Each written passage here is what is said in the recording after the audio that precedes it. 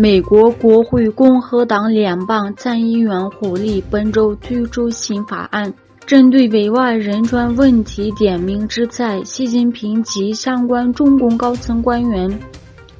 参议员霍利星期四在一份书面声明中宣布，他提出的就新疆暴行制裁习近平法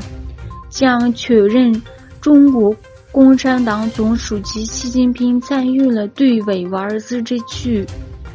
维吾尔和其他穆斯林犯下的种族灭绝罪和侵害人类罪。法案还将支持美国国务院在与美国国家情报总监协商后提交定期报告。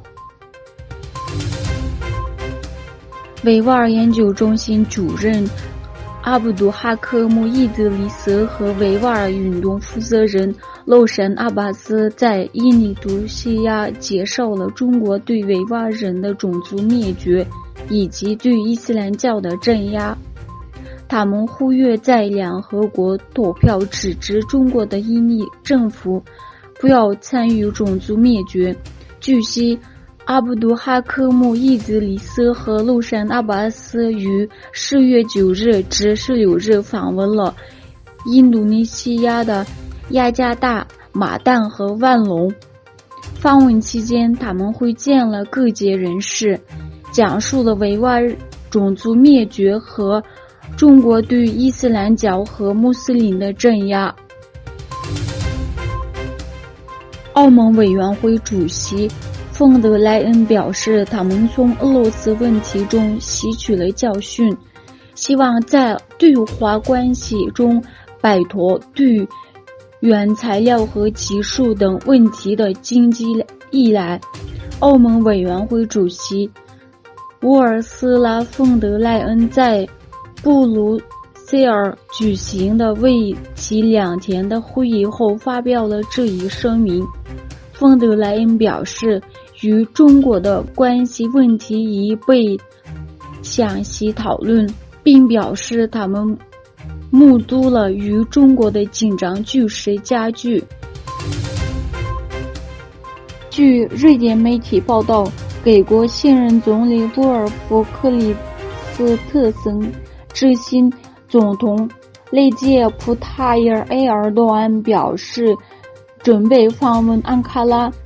克里斯特森星期四表明，他已准备前往土耳其讨论瑞典申请加入北约事宜，并强调瑞典政府更从不会影响瑞典申请加入北约的进程。中国最大的国有航运企业中远集团收购德国汉堡港股船的项目引起德国方面的担忧。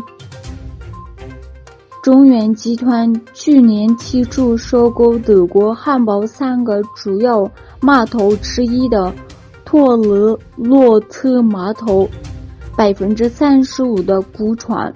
这个项目最早在2021年9月得到了德国方面的同意，目前在等待